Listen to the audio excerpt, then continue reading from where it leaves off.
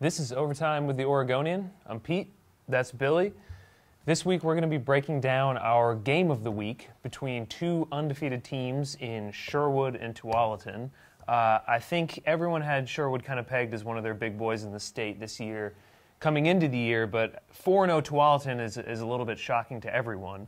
And they're getting it done with that wing tee offense. They run a little bit different variations of it, but they're both working for each of these teams. I mean, I have to imagine for the opposing coaches in the Three Rivers League now, who 2 years ago didn't have to prepare for any wing tee offenses, now they have to prepare for two of them in one season.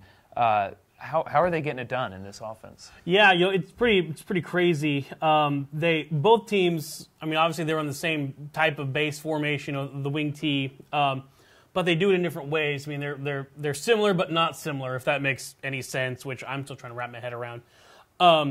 Sherwood does theirs more of a traditional under center wing tee, misdirection in the backfield, who has it, who doesn't, and then all of a sudden somebody's holding the ball in the end zone 80 yards down the field when everybody's trying to figure out who had it. Tualatin runs theirs more of a shotgun formation, but still, I mean, end result is the same. A ton of rushing yards.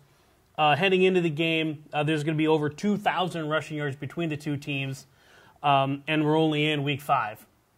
So, I mean, that pretty much goes to show you how those teams get in the end zone. Sherwood has run the ball 135 times. They have gained 1,282 yards. That's 9.5 yards a carry. They're averaging almost a first down a rush. Seems illegal. Yeah, right? 13 touchdowns for the Bowmen. They're led by David Morris, who's rushed the ball 19 times for 366 yards and 4 touchdowns.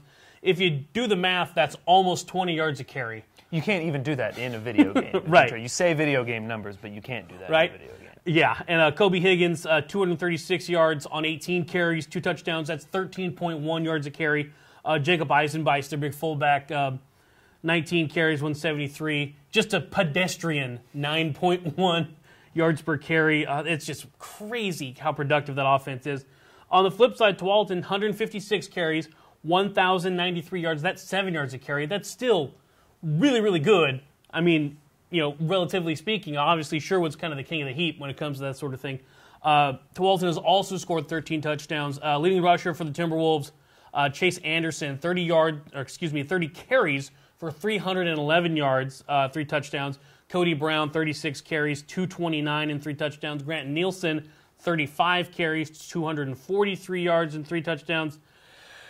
And Chris Freeze, 19 carries, 102 yards, 3 touchdowns. So obviously, the end result is those teams in the end zone holding the football. Every time. How they get there, pretty different. You can read Jerry Ulmer's preview story on the game.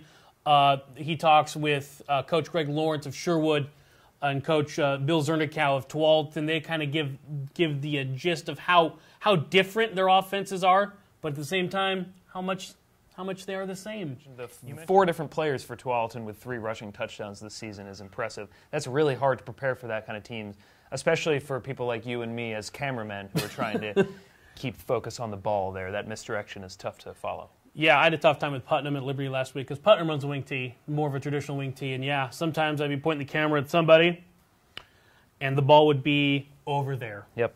And I would just take my medicine and try again next time. Happens to the best of us.